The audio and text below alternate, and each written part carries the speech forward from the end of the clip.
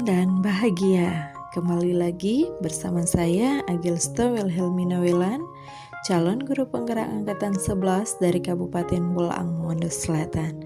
Saat ini saya kembali dengan tugas koneksi antar materi modul 2.1 pembelajaran untuk memenuhi kebutuhan belajar murid.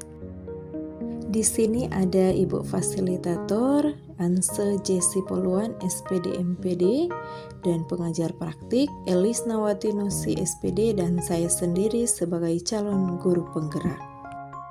Nah, apakah pembelajaran berdiferensiasi itu?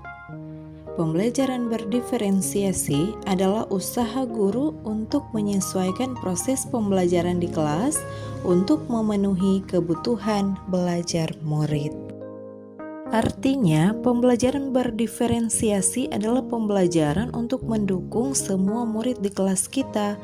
Maksudnya, setiap anak adalah unik. Mereka punya kelebihan dan kekurangannya masing-masing. Begitupun dengan minat, gaya belajar, kebiasaan, pola pikir, kemampuan literasi, dan lain sebagainya pasti berbeda kan? Nah, disinilah diperlukan usaha guru untuk dapat memenuhi kebutuhan belajar murid yang berbeda-beda, agar mereka merasa nyaman saat belajar di kelas, dan tentunya tujuan pembelajaran dapat tercapai. Lalu, bagaimana cara agar dapat melakukan pembelajaran berdiferensiasi di kelas? Nah, agar dapat melakukan pembelajaran berdiferensiasi, guru harus memahami tujuan pembelajaran. Guru juga harus mengetahui dan merespon kebutuhan belajar murid, menciptakan lingkungan belajar yang mendukung murid untuk belajar, melakukan manajemen kelas yang efektif, serta melakukan penilaian yang berkelanjutan. Berkaitan dengan kebutuhan belajar murid, guru harus memahami 3 aspek berikut: kesiapan belajar murid atau readiness, minat murid, dan profil belajar murid. Yang pertama ada kesiapan belajar murid atau readiness. Di sini guru diharuskan untuk menilai pengetahuan awal dan menentukan apa yang telah murid ketahui dan di mana murid berada. Yang kedua ada minat murid. Minat setiap anak pasti berbeda-beda. Nah, minat adalah salah satu motivator penting bagi murid untuk terlibat aktif dalam proses pembelajaran. Yang ketiga ada profil belajar murid yang terdiri dari lingkungan, budaya, gaya belajar, dan kecerdasan majemuk yang berbeda antara satu anak dengan anak yang lainnya. Kebutuhan belajar murid dapat diidentifikasikan berdasarkan cara berikut ini, yaitu kita bisa mengamati perilaku murid-murid, juga mengidentifikasi pengetahuan awal mereka, mereview dan melakukan refleksi terhadap praktik pengajaran, berbicara dengan guru murid sebelumnya. Bisa juga dengan cara membaca raport murid di kelas sebelumnya dan menggunakan berbagai asesmen.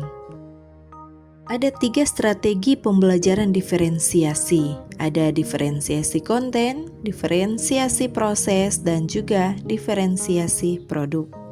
Diferensiasi konten ini berkaitan dengan apa yang kita ajarkan, seperti materi, konsep, atau keterampilan yang perlu dipelajari berdasarkan kurikulum.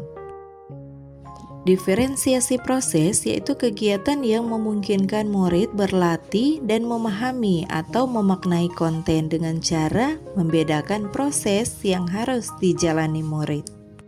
Yang ketiga ada diferensiasi produk.